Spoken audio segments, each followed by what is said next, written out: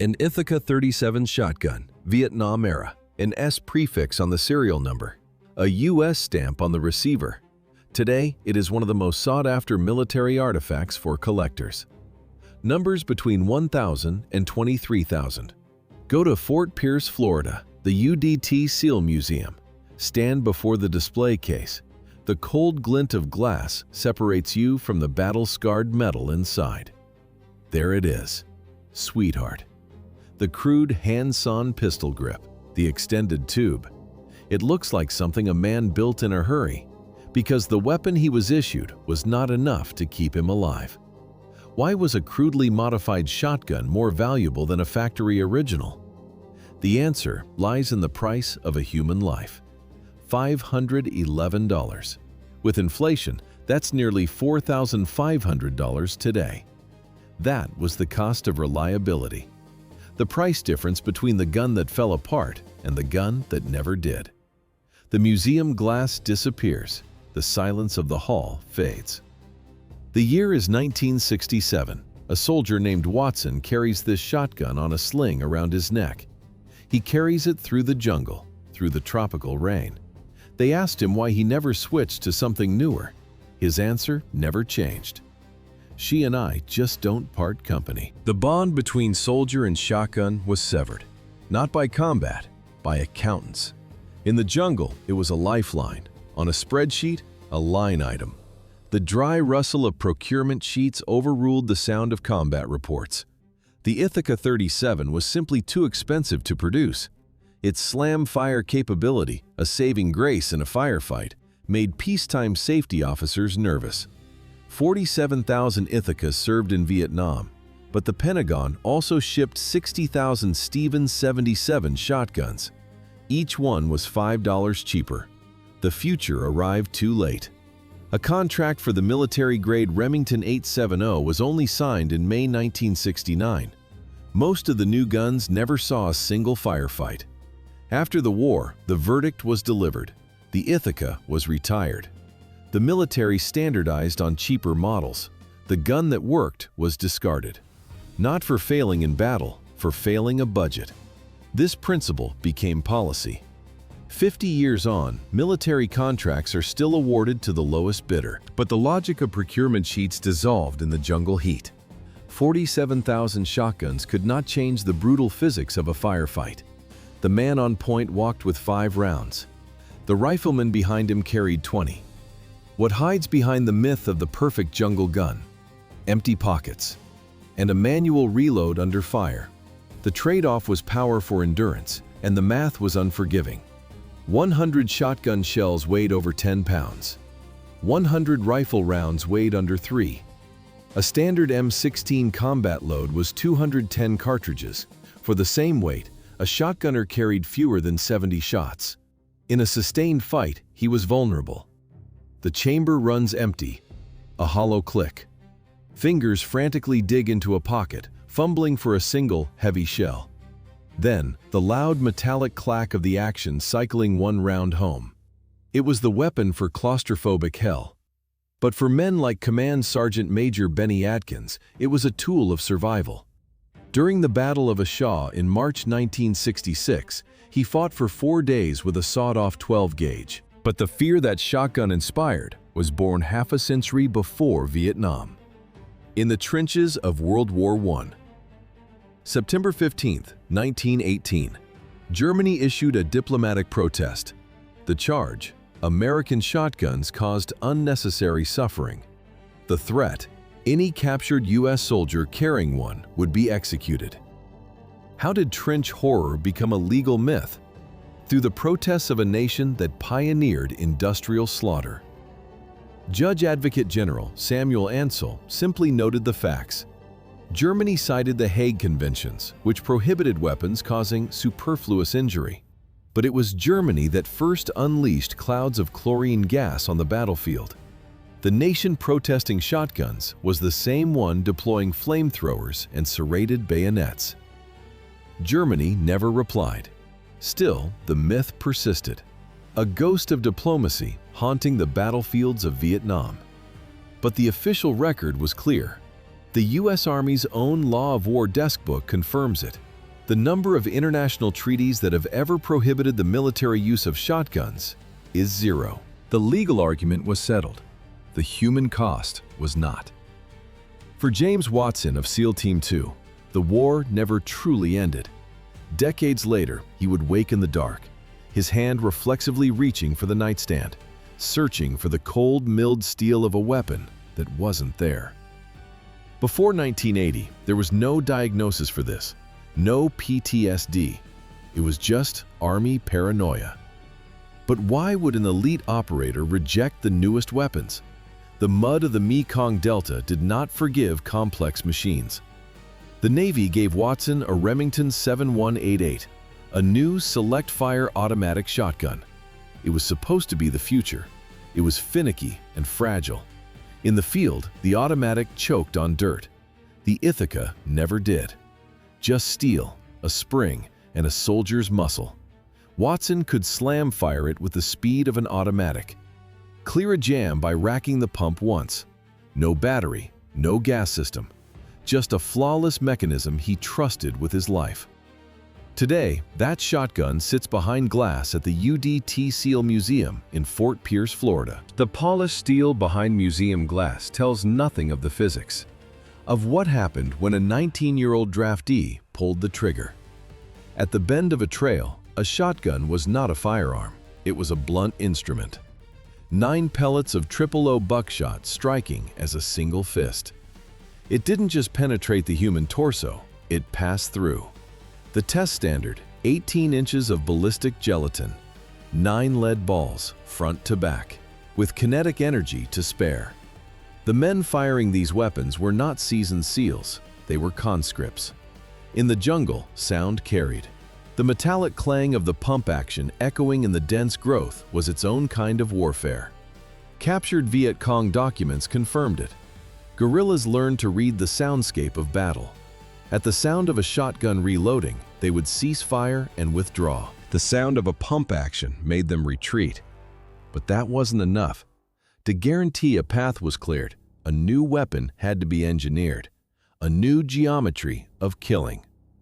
Standard buckshot spreads in a circle. Half the pellets are wasted, lost to the dirt, lost to the canopy. The solution, born between 1967 and 1970, was a piece of custom steel, the duckbill spreader. It flattened the shotgun's circular pattern into a horizontal blade, a wall of lead 4 times wider than it was tall. Chief James Watson brought his Ithaca to the Frankfurt Arsenal. Armorers got to work. They welded the choke directly onto the muzzle, the air thick with the smell of scorched metal. They sawed the stock down to a pistol grip. The finished weapon hung from a sling on his chest, ready. But the modification was incomplete without new ammunition. Watson switched to number 4 buckshot, 27 pellets per shell, not 9. A single trigger pull was the ballistic equivalent of 3 Thompson submachine guns firing on one horizontal line. It was designed for a single purpose, to catch 3 men walking abreast on a narrow jungle trail.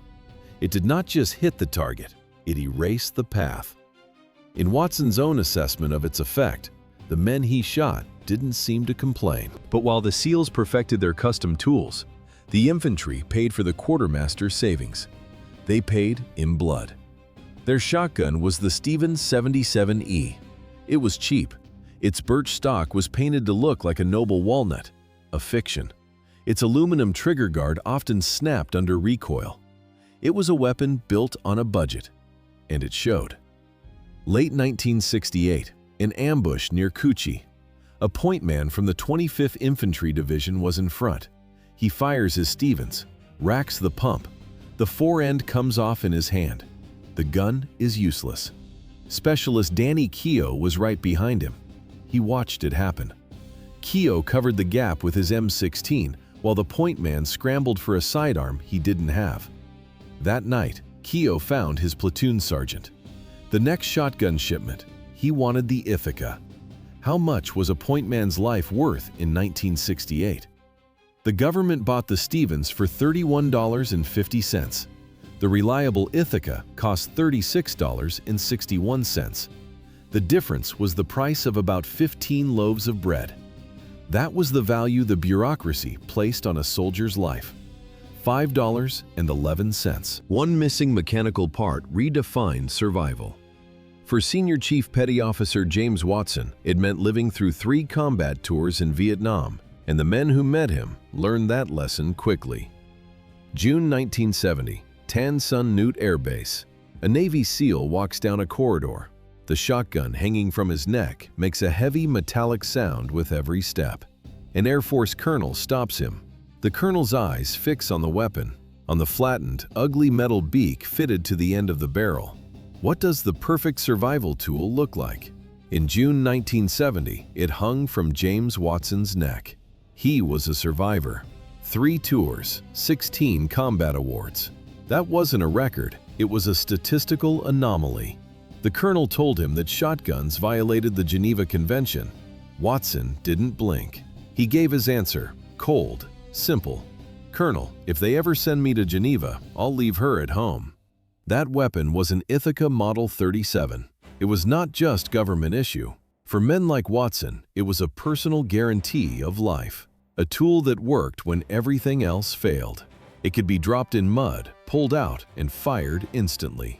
It spat a wall of lead. 72 buckshot pellets in under 3 seconds. This wall of lead was possible because of a single factory oversight, a missing part, the trigger disconnector. In a normal shotgun, a Remington, a Winchester 1200, the process is mechanical. You pull the trigger, the gun fires. You release, you pump, you pull again. The Ithaca 37 ignored the rules.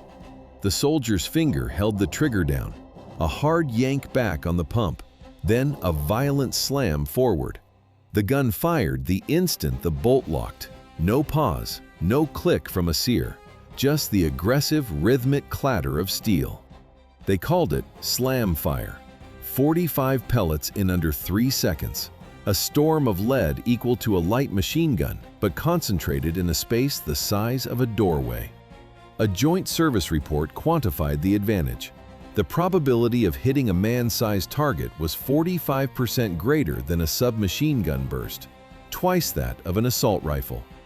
This was not a feature, it was a defect, a bug that turned a shotgun into a panic button for jungle ambushes. And it was unique to the Ithaca. The mass-produced Stevens 77E shotgun lacked this function. But that rate of fire meant nothing if the weapon choked on mud. The Ithaca was different. It was built for the swamp. Why of all shotguns did only the Ithaca survive the monsoons? The answer was in its architecture. Every other pump action had an open ejection port on its side, a direct path for dirt into the weapon's guts. The Ithaca Model 37 did not. It used a single port on the bottom, for both loading and ejection. The receiver was a solid block of steel.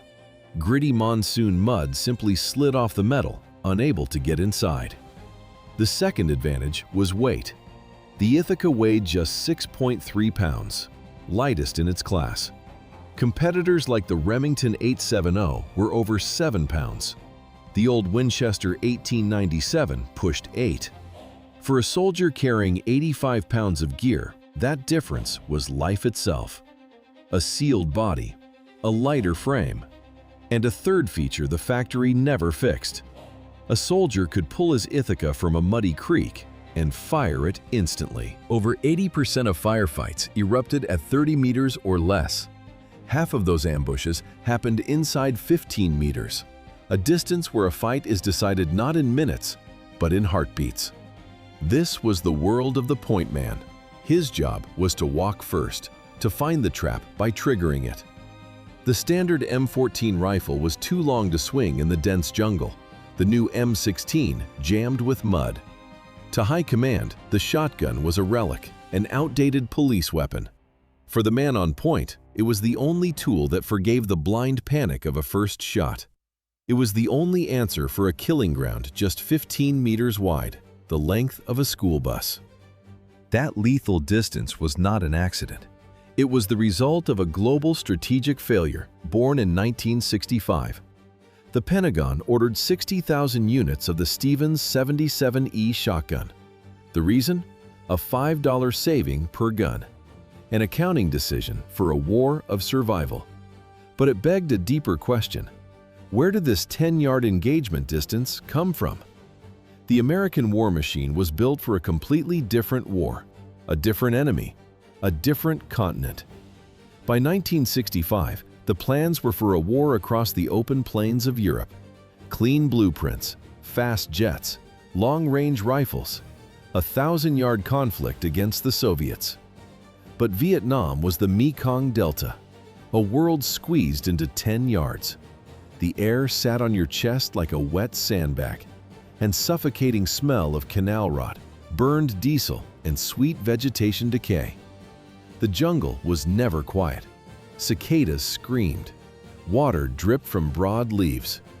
The main rifle, the M16, was a product of that clean European war.